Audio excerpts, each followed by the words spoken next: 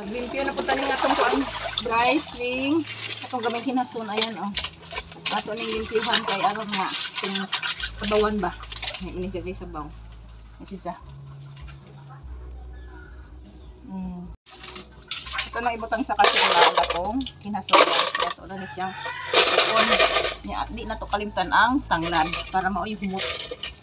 Humot ito sa sabaw. Na ito sa puro ko, yapil na ko siya. Yun na lang ko magkilaw. Ano lang yung yapil kapag luto. Sabawan ho ni siya. Tansya o na lang sabaw. Mga tubaso. O ano yung isabaw. Hindi pa siya nabilin o.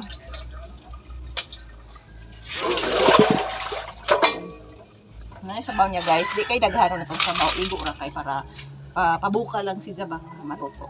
Kung magbuka lang itiplahan, pwede na. Sabawan na siya. Tugas na niya itong mga kalito na ito guys. Daghan pag-hugason. Ano ba? Ngayon malimpyo ng uban nga hugason.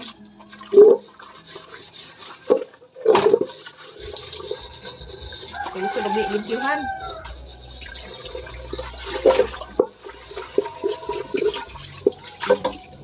Ito maglubot po. Dito yung atong kadiro. Ito kung gamay is-isan. Nakakuan, maningkuan ba? Uling, sinugot. Ito kalirong. Anong sunod dili tanto ka adjong kuan ba? Ayun oh, uling-uling hong kamot.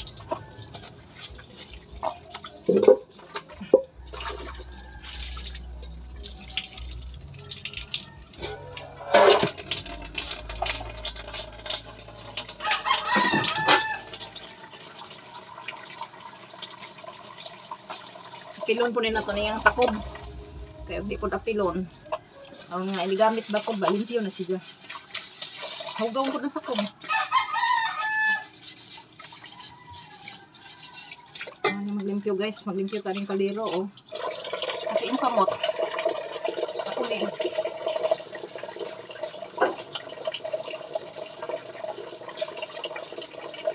So huwat ko. Buka lang akong gitakang ako ano. Gilaga na ko nga pinhason. Nakasunod kaniod to ba? Nangay man na sila higupon. Dukdukon po ng kuan, dukdukon ng iyahang pinhason. Waiting ko, buka tong pinhason.